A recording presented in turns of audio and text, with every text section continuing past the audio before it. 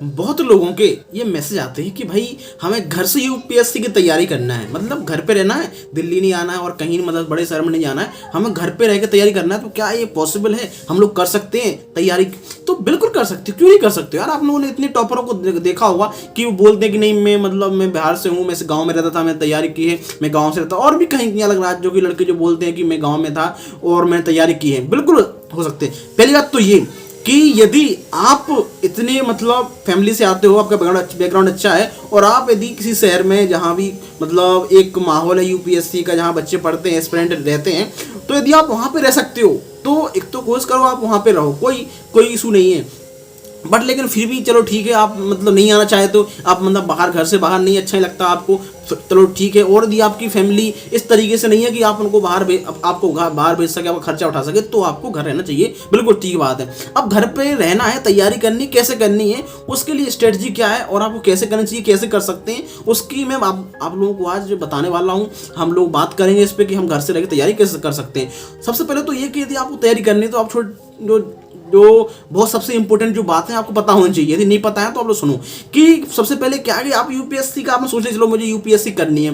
तो क्या वास्तव में आपने यूपीएससी के बारे में कभी केवल मोबाइल पे देख लिया, सर का वीडियो किसी देखा, टॉपर का वीडियो देख ला, ओहो बढ़िया मुझे मजा आ गया, क्या बात है यूपीएससी करनी है मुझे, तो क्या वास्तव में अंदर से कुछ है? चलो ठीक है, यदि मतलब नहीं मैंने सोचा था पहले, नहीं मतलब मुझे यूपीएससी करनी थी, अंदर से नहीं था, लेकिन चलो ठीक मैं देख के ही मुझे बनना है, ठीक है, ये मतलब व्यक्ति है बन सकता है तो मैं ही बन सकता हूँ, तो मुझे ऐसे ख्याल आया मुझे बनना है, चलो ठीक है, यहाँ तक ठीक है आपने। लेकिन मैं यहाँ पे ये कहना चाह रहा हूँ कि जैसे कि आपने कोई वीडियो देखा कि टीचर का देखा और बोला हाँ ये सिंपल है, इस तरीके से करना, आपको इस तैयारी करनी है, आप लोग बन जाओगे, तो आप इस तरीके से मोटिवेशन में आ गए चलो मुझे करना है। फिर भी ठीक है, चलो ठीक है, आपको मतलब सोचा तो नहीं मुझे यूपीएससी करनी है, लेकिन आपने कभी रियल में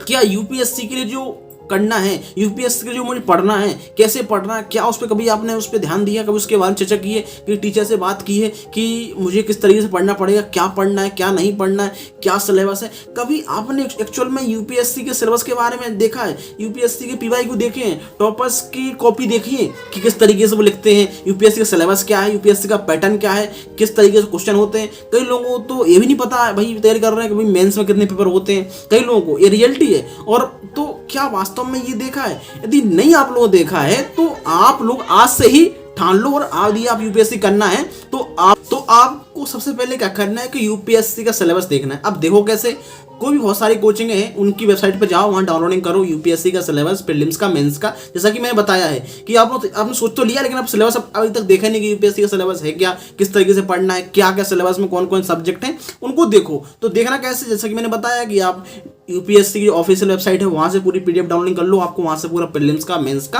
पूरा आपको सिलेबस मिल जाएगा, पूरा पैटर्न पर चल जाएगा कि किस तरीके से एग्जाम है, कितने पेपर होते हैं, और प्रीलिम्स में कितने पेपर है, मेंस में कितने पेपर है, और कितने का पूरा मैक्सिमम नंबर होते हैं, पूर्णांक कितने का होता है। तो इस तरीके से आप लोग उसमें थोड़ा इन्फॉर्मेशन आपको मिल जाएगी कि सिलेबस क्या है। वरना आपको यूपीएससी की वेबसाइट पर जाना, किसी भी कोचिंग की डालो वेबसाइट पे, कुछ नहीं करो, यूपीएससी सिलेबस में गूगल पे और लिख दो डायरेक्ट पीडीएफ, आपको पूरी पीडीएफ कहीं डाउनलोड मिल जाएगी। प्रीलिम्स का सिलेबस मिल जाएगा, उसमें मेंस का सिलेबस मिल जाएगा, और साथ में पैटर्न ही पता चलेगा कि प्रीलिम्स में कितने पेपर हैं, मेंस में कितने पेपर हैं, और उसका पूरा आपको जब पढ़ोगे तो आपको पता चल जाएगा कि जिस तरीके से कौन कौन सब्जेक्ट पढ़ने हैं। अब जैसे कि हम प्रीलिम्स से बात करें तो प्रीलिम्स आपको पता है 2 पेपर होते हैं, जीएस का, सीसेट का। इस तरीके से मेंस में 7 पेपर होते हैं जो मेन होते हैं, और 2 होते हैं आपके कंपलसरी लैंग्वेज वाले पेपर, इंग्लिश और हिंदी। आप लोग कोई भी ले सकते हो, आप हमारी जो संविधान की 8वीं सूची में है, कोई भी आप लोग कोई भी लैंग्वेज ले सकते हो। तो वो दोनों कंपलसरी पेपर होते हैं, क्वालिफाइंग रहते हैं मेंस में। बाकी 7 पेपर होते हैं, आपकी मेरिट सूची डिसाइड करते हैं। तो अब हमने तो सिलेबस के बारे में बात कर ली है कि क्या सिलेबस है, आप लोग डाउनलोडिंग कीजिए। और सिंसियर यदि आप लोग हो तो वास्तव में आप लोग ऐसा करोगे, यूपीएससी सिलेबस डाउनलोडिंग करोगे, उसका प्रिंट आउट निकलवाओ इस तरीके से, जैसे ये मैंने निकलवा रखा है प्रिंट आउट, इस तरीके से सिलेबस का पूरा प्रिंट आउट निकलवाओ, मेंस का, प्रीलिम्स का, और अपने पास रखो हमेशा। इसको थोड़ा पढ़ो कि सिलेबस समझो, उसको प्रीलिम्स में क्या सिलेबस है, क्या पूछे जाते हैं, कौन कौन सब्जेक्ट है। मेंस में पढ़ो जीएस 1 में, जीएस 2 में, जीएस 3 में, जीएस 4 में। और सबसे बड़ी बात, अपना ऑप्शनल भी डिसाइड करो। तो आपने 2-3 जो आपने ऑप्शनल आपने चूज किए हुए हैं कि मुझे ये पढ़ना है, तो उसमें से देखो मुझे कौन सा अच्छा लग रहा है, उनको पढ़ के देखो थोड़ा, और एक डिसाइड कर लो बस। उस पर उसको अपने उसका सिलेबस देखो, इस तरीके से कोई टीचर आदि आपको मिल रहा है तो तैयारी करो। अब मैंने जो मेन जो बात थी घर पे रह के कैसे करना है, आपने सिलेबस ले लिया। इसके अलावा सबसे इंपॉर्टेंट है सिलेबस के साथ साथ आपको क्या करना है, प्रीलिम्स के और मेंस के आपको क्या करना है, पीवाईक्यू, जो पीवाईक्यू होते हैं ना कि मुझे पीवाईक्यू पढ़ने, जैसे इस तरीके से पेपर, ये पेपर है तो आपको इस तरीके सारे पेपर की आपको पीडीएफ मतलब जो कंपाइलेशन है पेपरों का वो आपको मिल जाएगा। इस तरीके से आप लोग जाओगे दुकान पे या ऑनलाइन ही फ्लिपकार्ट अमेजोन से आप लोग ऐसा मंगा लो जहाँ पे मतलब ऑर्डर करके, जहाँ से प्रीलिम्स का, जीएस का, सीसेट का पूरा कंपैरिजन प्रीवियस ईयर पेपर का, उसी तरीके से मेंस जीएस का, और जिस तरीके से जो आपका ऑप्शनल है वो सारे पीवाईक्यू जो प्रीवियस ईयर क्वेश्चन पेपर है वो सारे आप लोग ले लो। आपके लिए काफी हेल्पफुल है। कैसे है आपको मैं वही आपको बताने वाला हूँ। आपने क्या किया, सिलेबस रखा प्रीलिम्स का एक साइड और एक पेपर लिया प्रीलिम्स का। आपने देखा कि इस सिलेबस है, इस सब्जेक्ट है, और आपने प्रीलिम्स का जो पेपर उसको देखा। फिर आपने देखा कि आपने उसमें से हर सब्जेक्ट के आपको क्वेश्चन छांटने, फिर आपको ये पता करना है कि किस क्वेश्चन में, किस सब्जेक्ट में किस प्रकार से क्वेश्चन आते हैं, किन किन सेक्टर से मतलब किस क्षेत्र से उस क्वेश्चन आ रहे हैं, किस टॉपिक से क्वेश्चन आ रहे हैं, उनको आपको एक प्रकार से हाईलाइट करना है कि हाँ ये, और हर सब्जेक्ट में ही करना है। आपको कम से कम 10-15 साल के प्रीलिम्स के पेपर देखने हैं,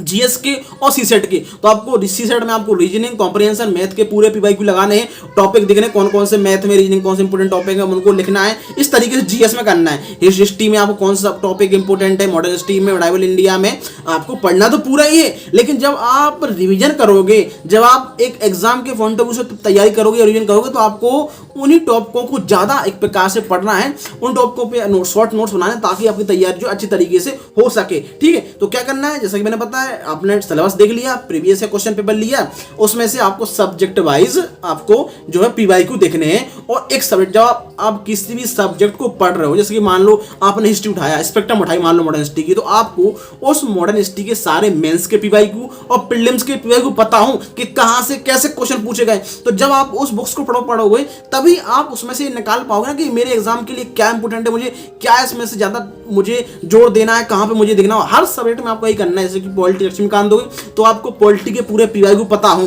पता का मतलब याद नहीं, मतलब आप थोड़ा कॉमन सेंस आपने थोड़ा पढ़ा हो, थोड़ा याद हो किस सेक्टर से कहां से पूछे जाते हैं। इसी तरीके से मेंस में तो हर सब्जेक्ट के लिए आपको यही रणनीति है। ये क्यों, यहाँ पे आपको कोई कोचिंग की जरूरत, यहाँ पे किसी प्रकार के शहर में रहने की जरूरत नहीं, घर पे रहना है आपने, मतलब घर पे डिलीवरी करवा लिए, मतलब सिलेबस डाउनलोडिंग कर लिया, प्रिंट आउट निकलवा लिए, पीवाईक्यू आपने पेपर डाउनलोडिंग कर लिए, प्रिंट आउट निकलवा लिए, या फिर ऑर्डर कर दो। तो इस तरीके से आपने पूरा कर लिया है। और किस सब्जेक्ट के लिए बहुत भरी पड़ी है मार्केट में, किस सब्जेक्ट के लिए मुझे क्या पढ़ना है, वो सारी बुक्स आपने इकट्ठी कर ली। फिर उसके बाद आपको तैयारी करनी है, आपके जो प्रीलिम्स जो आपका पेपर है, ठीक है, या मेंस का पेपर है, तो आपको हर सब्जेक्ट की उसके पीवाईक्यू के अकॉर्डिंगली तैयारी करनी, चाहे वो हिस्ट्री हो, चाहे ज्योग्राफी हो, मॉडर्न हिस्ट्री हो, कोई भी सब्जेक्ट हो, इस मतलब जो अपनी पॉलिटी है, ज्योग्राफी है, इकोनॉमी है, सोसाइटी है, कोई भी सब्जेक्ट है, आपको अपने सब्जेक्ट की जो तैयारी है उसके पीवाईक्यू को देख के हर बुक्स को अपने पीवाईक्यू से रिलेट करना है और देखना है कहाँ से मुझे कैसे क्या पढ़ना है, इसमें से क्या मेरे एग्जाम के लिए इंपॉर्टेंट चीजें निकल रही हैं, आपको उसके शॉर्ट नोट्स बनाने हैं। इस तरीके से आपकी तैयारी होगी। अब बात करते हैं कि भाई चलो हमने ये देख ली, सारे मैंने चीज़ें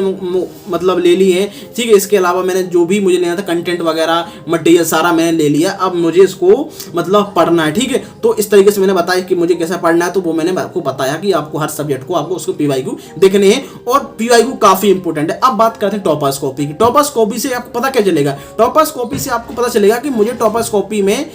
आंसर कैसे लिखने होते हैं। आपने मान लो क्या किया कि GS1 की आपने सिलेबस देखा, एक तरफ सिलेबस उठाया आपने GS1 का मेंस का, और उसी फिर आपने कहा GS1 की किसी टॉपर जो है उसकी आपने कॉपी निकाली। अब आपको देखना कि उस कॉपी में जो भी क्वेश्चन पूछे गए हैं वो किस तरीके से उसका आंसर दे रहा है, किस तरीके से उन्हें आंसर को अपने अकॉर्डिंगली लिखा गया है। तो उन आंसरों को आपको देखना है और आपको थोड़ा सोचना है कि क्या जो मैंने इस सिलेबस तैयार को कवर किया है क्या वास्तव में क्वेश्चन कर पा रहा हूँ। तो आपको उनको भी सीखना है किस तरीके से आंसर लिखे जाते हैं, और आपको एक बार पढ़ लोगे उससे समझ में नहीं आएगा, आपको बार जब किसी सब्जेक्ट को पढ़ोगे तो आपको बार पढ़ना पड़ेगा। तो इस तरीके से आपको मेंस चाहे प्रीलिम्स कोई भी हो, आपके लिए पीवाईक्यू, टॉपर्स कॉपी और सिलेबस बहुत इंपॉर्टेंट है। आपने GS1 का सिलेबस लिया, GS1 के प्रीवियस है पूरे पेपर लिए, सिलेबस को ध्यान रखा, इसको देखा, फिर देखा टॉपिक वाइज के किस टॉपिक से कौन कौन से क्वेश्चन पूछे गए हैं, मतलब GS1 में देखा कि हिस्ट्री में कैसे कैसे क्वेश्चन पूछे गए मेंस में, ज्योग्राफी में कैसे कैसे पूछे गए, सोसाइटी में कैसे कैसे पूछे गए, वर्ल्ड हिस्ट्री से, आर्ट एंड कल्चर से किस तरीके से। तो आप उन सारे सब्जेक्ट को अपने PYQ का अकॉर्डिंगली जो भी क्वेश्चन पूछे गए हैं उनके हिसाब से तैयार करो कि मुझे पढ़ना कैसे है, क्या पढ़ना है, तो आपकी तैयारी काफ़ी अच्छी बनेगी। ज़्यादा बच्चे क्या करते हैं कि भाई चलो स्पेक्ट्रम पढ़नी है, बस पढ़ रहे हैं, लेकिन ये तो पता नहीं कि क्या आप उसमें से कुछ एग्जाम के लिए कुछ निकाल पा रहे हो, कि आप उसको कुछ आउटकम निकल रहा है क्या, उससे आप एग्जाम के जो PYQ हैं आपके सॉल्व हो रहे हैं उस सब्जेक्ट के, तो नहीं। तो क्यों? क्योंकि आपको पता ही नहीं ना कि PYQ कहाँ से कैसे क्वेश्चन पूछे गए हैं, किस टॉपिक से पूछे गए हैं, और कहाँ से बार बार रिपीटेड क्वेश्चन आते रहते हैं हर साल किस थीम को, तो आपको वो तो पता ही नहीं है। जब वो पता नहीं है तो आप उस बुक्स में से क्या इंपोर्टेंट निकाल पाओगे कि मेरे लिए एग्जाम के लिए क्या इंपोर्टेंट है, तो आप वो निकलेगा कैसे, आप PYQ ध्यान हो। तो इसलिए कम से 2-3 बार शुरू करने से पहले आप सिलेबस पढ़ो अच्छी तरीके से, उसके PYQ देखो, तो आपको हर सब्जेक्ट की अंडरस्टैंडिंग हो जाएगी, प्रीलिम्स के लिए भी मेंस के लिए, कि मुझे प्रीलिम्स के लिए कैसे पढ़ना है, मेंस के लिए कैसे पढ़ना है, प्रीलिम्स में कैसे क्वेश्चन हो, किस सब्जेक्ट में कहाँ से आ रहा है, मेंस में भी किस सब्जेक्ट से कहाँ से क्वेश्चन पूछे जा रहे हैं। तो आप प्रीलिम्स की तैयारी करोगे, और जो डाउट रहता है लोगों को प्रीलिम्स की तैयारी करेंगे पहले मेंस की तैयारी करें, तो मेंस की तैयारी करने के लिए अलग तैयारी नहीं होती, सब पूरी जो एक तैयारी होती है होलिस्टिक होती है, एक हमें ऐसी अप्रोच अपनानी चाहिए, ठीक है। कोई अलग नहीं होता प्रीलिम्स के लिए पढ़ रहे हो, मेंस के लिए अलग पढ़ रहे हो। हाँ, ये हो सकता है कि प्रीलिम्स के लिए कुछ सब्जेक्ट हैं जो हम प्रीलिम्स नहीं पढ़ने हैं, हमें मेंस में पढ़ने होते, तो उनको अलग से पढ़ना होता है, लेकिन ज़्यादातर सब्जेक्ट कॉमन है, वही प्रीलिम्स में भी है, मेंस में, बस वो पढ़ने का तरीका अलग हो गया, ठीक है। हमें जो प्रीलिम्स है, प्रीलिम्स में थोड़ा हमें डीप का मतलब यूँ है कि मुझे ज़्यादा पढ़ना होता है, कुछ फैक्ट भी देखने होते हैं, कॉन्सेप्ट भी देखने होते हैं, हर तरीके से कंप्लीट मतलब पूरा होता है, पूरा बेसिक क्लियर हो जाता है हमारा प्रीलिम्स में। फिर मेंस हम क्या करते हैं, उन्हीं जो हमने पढ़ा हुआ है उसी टॉप में जो भी इंपॉर्टेंट टॉपिक हैं, और मेंस का जो सिलेबस है GS का, GS1 का, GS2 का सिलेबस में जो हर टर्म दी हुई है, जो टॉपिक दिया हुआ हर टॉपिक हम एक प्रकार से एक अपने हमें किस तरीके से आंसर लिखना है, हम उसका इस तरीके से शॉर्ट नोट्स बनाते हैं, उसमें डेटा भी इंक्लूड करते हैं, रिपोर्ट इंक्लूड करते हैं, कोई भी कमीशन या कोई भी मतलब बना हुआ है, ठीक है, आयोग, उसकी हम रिपोर्ट उसमें इन्वेस्ट मतलब ऐड करते हैं, और एक अच्छे तरीके से नोट्स बनाते हैं वैल्यू ऐड करके, और उसके बाद हमारा नोट्स तैयार हो जाता है हर सब्जेक्ट के लिए मेंस का। प्रीलिम्स के लिए कोई ऐसा नोट्स नहीं तैयार होते, प्रीलिम्स के लिए हमें जो स्टैंडर्ड बुक्स हैं और जो NCERT उनको पढ़ना होता है बार बार रिपीटेडली, अच्छे तरीके से पूरे कॉन्सेप्ट क्लियर हो जाते हैं। हाँ, कुछ टॉपिक ऐसे होते हैं जो हमें बार बार भूल रहे हैं या वास्तव बहुत ही इंपॉर्टेंट है, हमें उनके कुछ शॉर्ट नोट्स बना लिए होते हैं, चाहे जो हमारी स्टेटम से या लक्ष्मीकांत से, ताकि इसमें पूरी संभावना है कि प्रीलिम्स में से क्वेश्चन आते जाते हैं, कुछ इंटरनेशनल कुछ रिपोर्ट अभी आई है, ठीक है, या फिर जैसे इन्वायरमेंट हम लिखते हैं, इन्वायरमेंट नेशनल पार्क हो गया, ठीक है, वाइल्ड लाइफ सेंचुरी हो गया, तो ये उनके मतलब बहुत सारे इंपॉर्टेंट टॉपिक रहते हैं, उनके बना लेते हैं, लेकिन हर चीज़ की नोट में ना रखते, क्योंकि प्रीलिम्स की कोई सीमा नहीं है, कुछ भी पूछ सकते हैं, ठीक है। तो हमें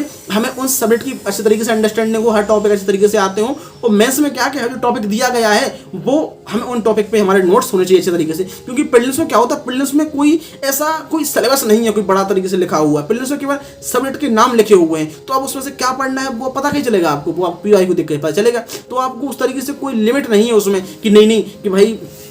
आपने इतने टॉपिक पढ़ लिए तो हो गया काम। आपको PYQ को ध्यान रखना है, और उस सब्जेक्ट में कौन कौन से इंपॉर्टेंट टॉपिक हैं वो सारे आपको पढ़ने होते, तब जाके आपकी प्रीलिम्स तैयारी इस तरीके से होती है। तो ये आपकी जो है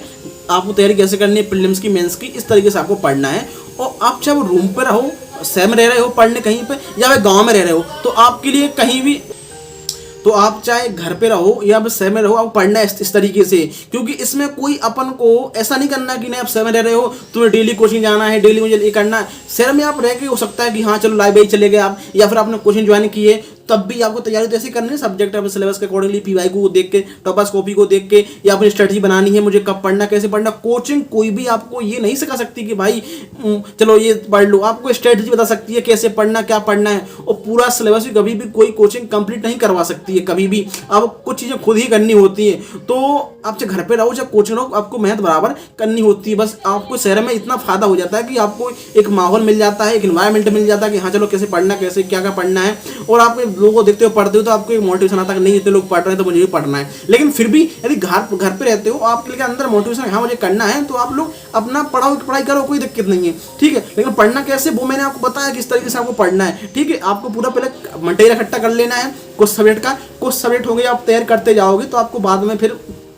अंडरस्टैंडिंग हो जाएगी आपके इन सब्जेक्ट में, तो आप बाकी जो मेंस के सब्जेक्ट उनका भी मटेरियल मंगा सकते हो, क्योंकि वो अपडेट भी हो जाते हैं, थोड़ा तैयारी भी लेट चलती रहती है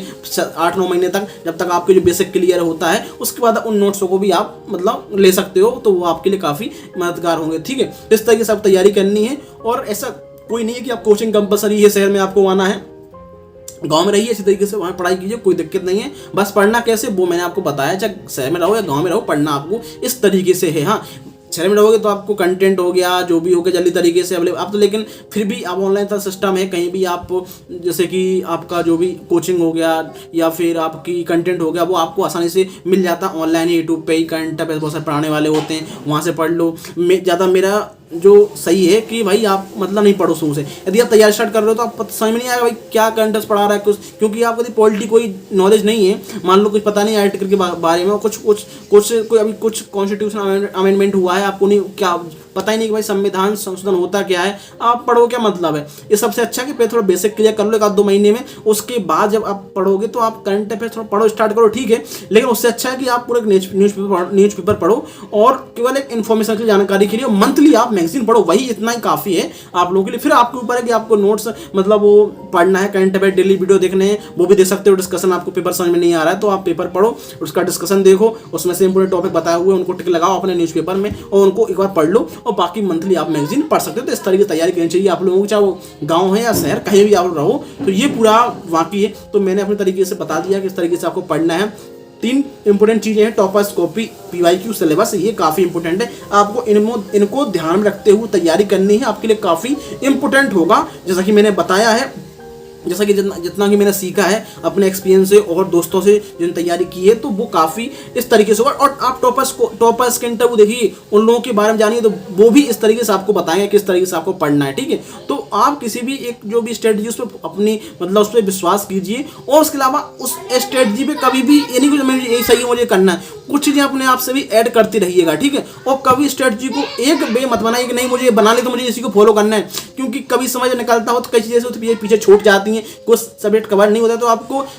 इस तरीके से फ्लेक्सिबल बनाना है कि ताकि आप उसको थोड़ा मॉडिफाई कर सको, मतलब फिर से आप एक तरीके से उसमें कुछ एक ऐड कर सको, ठीक है। तो आप उस तरीके से तैयारी करनी है। तो आपको जितना कि मैंने बताया आप इतनी तैयारी मतलब फॉलो कीजिएगा। भाई और भी कुछ डाउट है आपके मन में कि भाई बाकी देखो मैंने स्ट्रेटजी बताई कैसे पढ़ना क्या पढ़ना, बाकी अब हमें पढ़ना क्या है, सिलेबस में भी जो स्पेक्ट्रम है उसको कैसे पढ़ें, विभिन्न चंद्रा पढ़ें कि ना पढ़ें, कौन सी बुक्स पढ़ें, कंटेंट मुझे पढ़ना क्या, टॉपिक कैसे पढ़ना है, वो आपके लिए जैसे कि मैंने बताया थी कोचिंग आप ले सकते हो तो लो, वरना कोई दिक्कत नहीं। जो बेसिक बुक है इनको तैयारी करो, पहले एनसीईआरटी पढ़ो, एनसीईआरटी स्टार्ट करो, आप बेसिक आपको कॉन्सेप्ट क्लियर होंगे, फिर उसके बाद आप स्टैंडर्ड बुक्स पे आओ और पीवाई को ध्यान में रखो, सिलेबस ध्यान में रखो और तैयारी करो, तो आपको हाँ सारी चीजें समझ में आ जाएंगी, पीवाईक्यू, सिलेबस, टॉपर्स कॉपी, तब आप पूरा समझ। लेकिन आप सोचो नहीं मुझे एक दिन में समझ में आ जाएगा, नहीं ऐसा नहीं होगा। आप धीरे धीरे तैयारी पढ़ोगे, कुछ सीखोगे, सिलेबस देखोगे, पीवाईक्यू देखोगे, तब अंडरस्टैंडिंग आपकी बढ़ेगी। बाकी